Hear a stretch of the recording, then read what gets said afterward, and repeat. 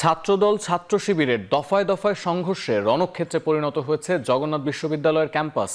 সংঘর্ষ ছড়িয়েছে ক্যাম্পাসের বাইরেও, আহত হয়েছেন বেশ কয়েকজন। এ বিষয়ে সবশেষ খবর জানাতে জগন্নাথ বিশ্ববিদ্যালয়ের সামনে থেকে যুক্ত হচ্ছেন সহকর্মী রাজীব হোসেন। রাজীব, প্রথমেই জানতে চাই ক্যাম্পাসের পরিস্থিতি এখন কেমন জানাবেন, সংঘর্ষে কতজন আহত হয়েছেন সে বিষয়ে কোনো তথ্য আছে কিনা, আর সবশেষ যেটি জানতে চাই আইন শৃঙ্খলা পরিস্থিতি নিয়ন্ত্রণে বাহিনীদের তৎপরতা কেমন দেখছেন?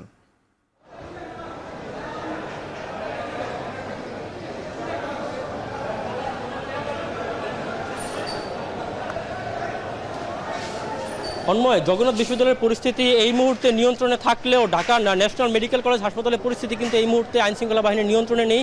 এখানে কিছুক্ষণ আগেই ছাত্রদলের যারা নেতাকর্মী রয়েছেন তারা কিন্তু ছাত্র শিবিরের যারা রয়েছেন তাদেরকে ধাওয়া দিয়েছেন এবং এইখানে কিন্তু এক পর্যায়ে প্রচণ্ড দুই পক্ষের মধ্যে পাল্টাপাল্টি হামলা হয়েছে এবং এতে বেশ কয়েকজন আহত হয়েছে।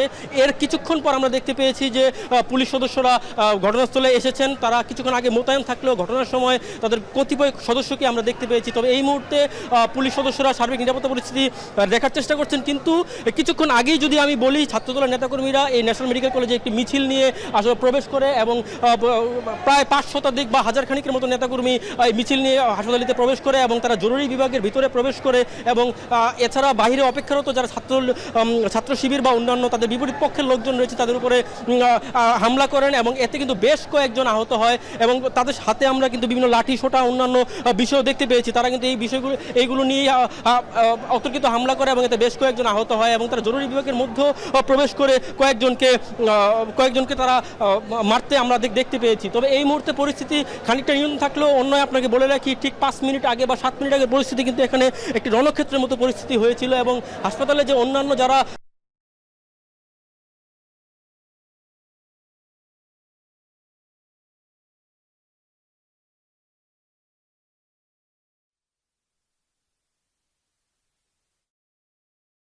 নগণ্য মনে হয়েছে, যদিও ঘটনার পর আমরা বেশ কিছু পুলিশ সদস্যকে ঘটনাস্থলে আসতে দেখেছি এবং তারা ছাত্রদলের যারা নেতাকর্মী রয়েছে তাদেরকে এখান থেকে নিবৃত্ত করার চেষ্টা করেছেন এবং তারা হাসপাতাল থেকে তাদেরকে বের করার চেষ্টা করেছেন। তো অন্য আপনি স্টেডিকে দেখতে পাচ্ছেন যে এই মুহূর্তে হাসপাতালের বাইরে যারা ছাত্রদল নেতাকর্মীরা রয়েছেন তারা কিন্তু কিছুক্ষণ আগ পর্যন্ত হসপিটালের ভিতরে ছিল, পুলিশ তাদেরকে আসলে সরিয়ে দেয়। তো সব মিলে যদি আমি অন্য আপনাকে বলি যে এই এলাকার পরিস্থিতি জগন্নাথ বিশ্ববিদ্যালয়ের ভিতরে অভ্যন্তরীণ পরিস্থিতি কিছুটা থমথমে থাকলেও কিন্তু বাইরের পরিস্থিতি কিন্তু রণক্ষেত্রের মতো একটি অবস্থা এবং এখানে কিন্তু পর ফের একাধিকবার সংঘর্ষের ঘটনা ঘটেছে। আমি আপনাকে গত ঘন্টার খবরের মধ্যে জানিয়েছিলাম দুপুর 2:30টার দিকে সংঘর্ষের ঘটনা ঘটে, এর আগে বেলা 12টার দিকে একটি সংঘর্ষের ঘটনা থেকে এই বিষয়টি সূত্রপাত ঘটে এবং সেটি কিন্তু এই যে 5টা নাগাদ ফের সংঘর্ষের ঘটনা ঘটে এবং ছাত্র নেতাকর্মীরা কিন্তু একটি বড় মিছিল নিয়ে জগন্নাথ বিশ্ববিদ্যালয় থেকে রায়সাহেব বাজার যে মূর্তি রয়েছে সেই মূর্তি প্রদক্ষিণ করে 5টা নাগাদ ফের সংঘর্ষের ঘটনা ঘটে এবং ছাত্র নেতাকর্মীরা কিন্তু একটি বড় মিছিল নিয়ে